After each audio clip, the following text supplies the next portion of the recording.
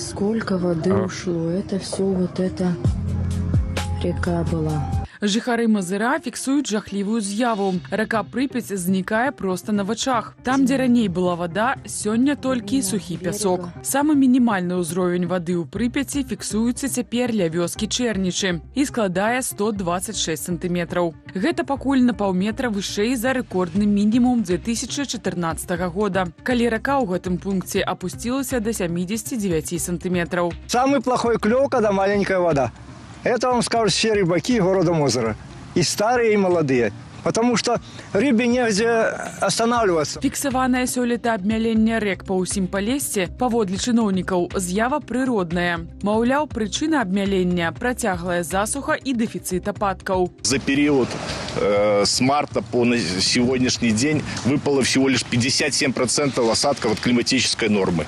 Нами был зафиксирован рекорд по максимальной температуре наружного воздуха по городу Мозырь и по всей Гомельской области. Столбик термометра поднялся до 40,3 градусов. У Інстытуце прыродакарыстання НАН Беларусі адзначаюць, што апошняе дзесяцігоддзе мяняецца нават не колькасць ападкаў, а іх размеркаванне. То бок, скарачаецца час выпадзення ападкаў, але павялічваецца іх інтэнсіўнасць. Агульную тэндэнцыю пацяплення ў Беларусі назіраюць з 1989 года. Сярэдняя тэмпература з таго часу вырасла амаль на 1,5 градуса. Особенно это касается территории Белорусского Полесья, поскольку негативные последствия здесь – это более высокие температуры воздуха, увеличение повторяемости волн тепла, засухи проявляются в большей мере.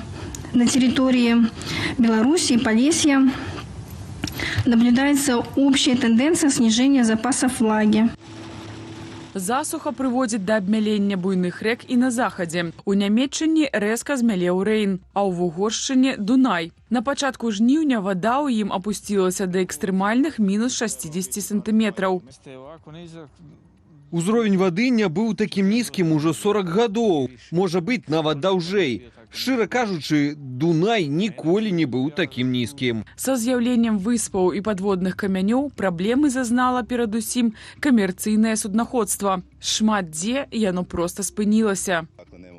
Уздоўж фарватару каля гораду Эрдут некалькі дзён таму селі на мель 2 грузавыя судны і захраслі там. Кліматолагі адзначаюць, што чакалі засухі такой моцы толькі бліжэй да 2050 года, а не цяпер. Яны прагназуюць, што засухі і паводкі будуць здарацца яшчэ часцей.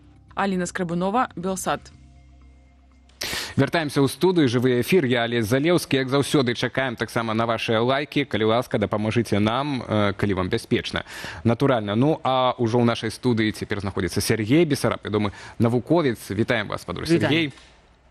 У сюжэце мы шмат гаварылі пра засуху, змяненне клімату, такія базавыя рэчы, але ці справядліва ўсё спісваць вось на прыроду і колькі ў сённяшнім абмяленні рэкаў у Беларусі заслугі сапраўды прыроды, натуральных чыннікаў, а колькі чалавека?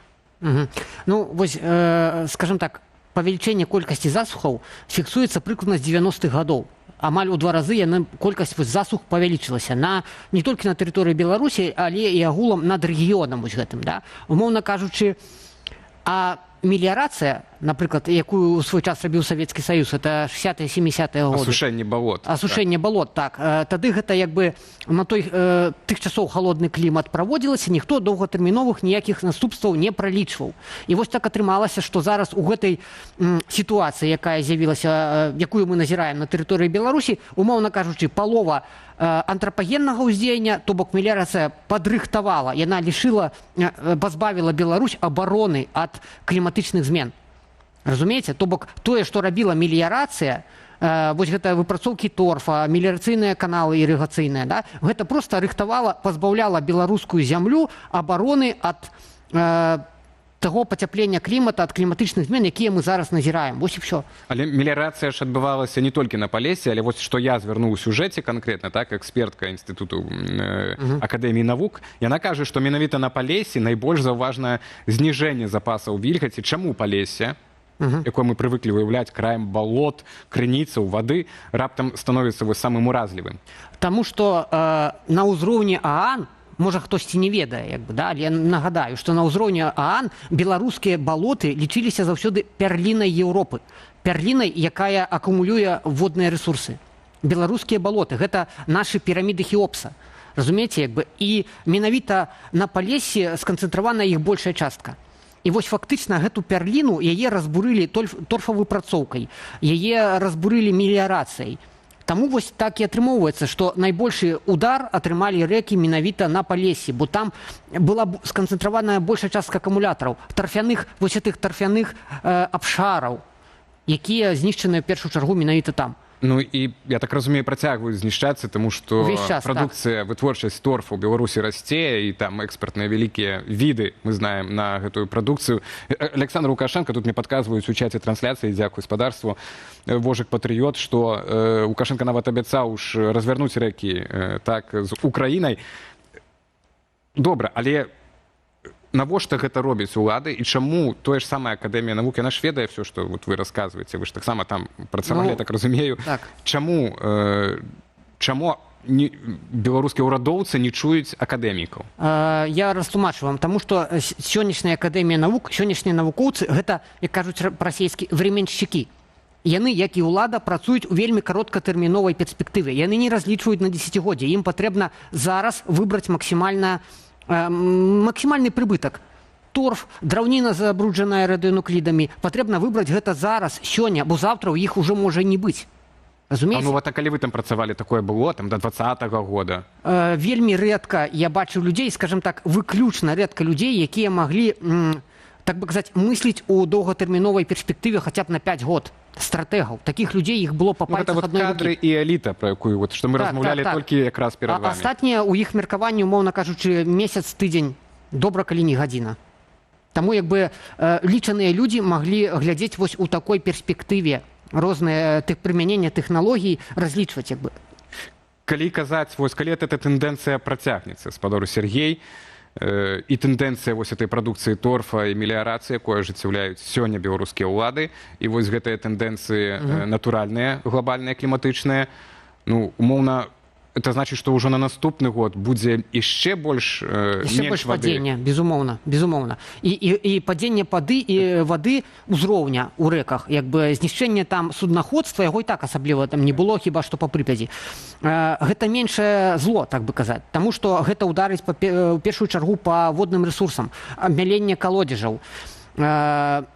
Прыйдзецца забыць пра традыцыйныя вось гэтыя культуры, якія там вырошчваюцца з дапамогай ірыгацыі. Калі не будзе вады, гэтага ўсяго не будзе. Але раптам зіма будзе снежная. Вы так цяпер кажаце, нібыта... Разумееце, тут вот я вам што параю. Забыць слова анамалія. Зараз анамалія гэта калі сапраўды зіма снежная і снежны покрыў трымаецца доўга.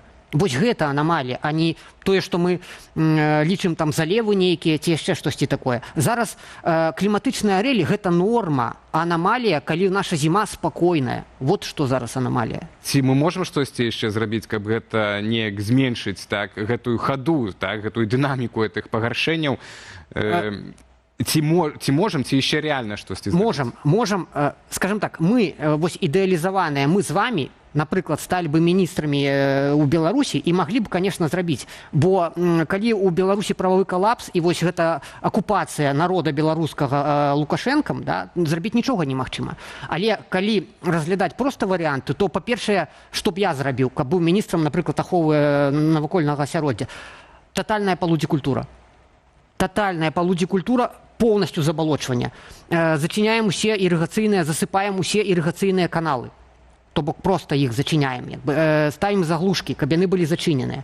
Па-першае. Па-другое, татальнае забалочванне, поўная забарона на здабычу торфа, поўная забарона на выраўніванне вось гэтых руслаў рэк. Ну, то бок, разумееце, ёсць меандры, і зараз улады вельмі часта іх самае простае. Яны каўшом экскаватара праганяюць, выраўніваюць вось гэту, каналізуюць рэкі. Поўная забарона на каналізацыю. Гэта вось як менш такія тры асноўныя правілы, якія мы можам зараз зрабіць. Мы можам глядзець на еўрапейскі опыт. І нарэшце, вось як у Польшы ёсць вельмі прыгожая гісторыя, называецца праграма «Моя вода».